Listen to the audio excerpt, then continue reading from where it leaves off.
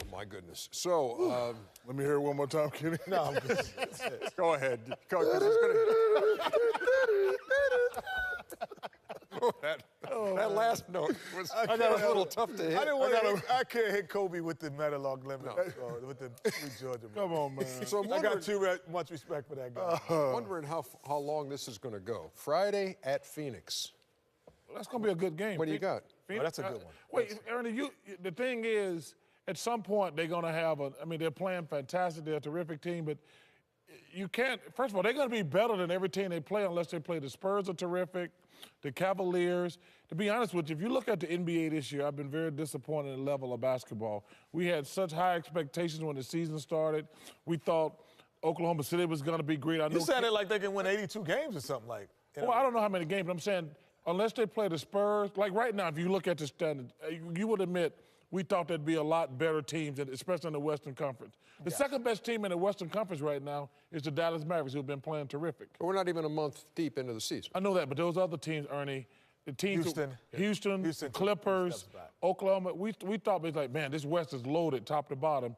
And you got to say you are a little disappointed in the level of basketball. Put this Golden State feat into perspective for me.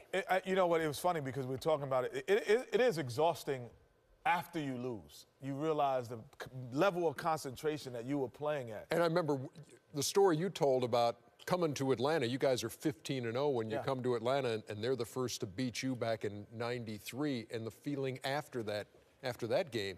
The feeling after it was like a pressure release had left the building.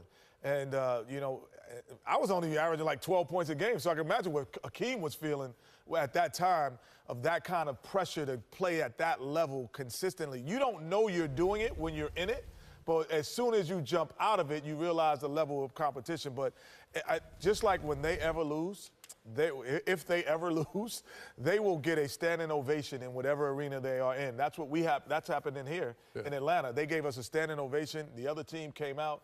The Hawks came out, shook our hands like it was a playoff game. That's what I knew we had done something special. Well, when do you feel like, again, I look at what they've got coming up. They're at Phoenix Friday. They're home against the Kings on Saturday. I have one more last comment. And then they go on the road for a 7-game trip at Utah, Charlotte, Toronto, Brooklyn, Indiana, Boston, and Milwaukee. When you're in this environment and you 8, 7, 10, 10 in a row, 11 in a row, 12 in a row, what you feel is the only way you can lose is in a blowout. Because you excited when the game is 5 minutes to go. There's like no way. We play too perfect basketball for us to be beaten. So to me, the only way a team can beat them is to blow them out and get them 15, 17 down with 4 minutes to go. But when it gets to 5 minutes to go and it's a 4-point game, they're in their comfort zone, and it is going to be too difficult to beat them in that regard. And I don't know when they're going to lose, but if they lose, well, they're going to lose at some point. If they lose at some point, it's not going to be because a team flat out beat them. We're just going to have to blame it on one of those nights. A lot of turnovers. Guys not playing well. It will happen, but again, they're playing so good.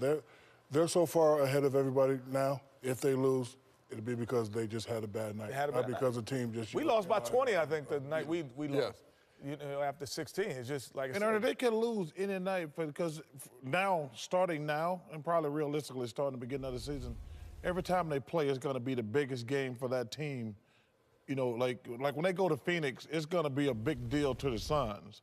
Then when they go, you said they play after that, they play another home game. That game is going to be, because when you're setting a record like that, every game becomes bigger, and the other team is like, they want to stop the streak. So nobody knows when they're going to lose, but they are obviously going to lose at some point. I love what Draymond Green has said about this team to this point. He says it's better to be greedy for success than hungover on success. And boy, have they been a great example of that so far.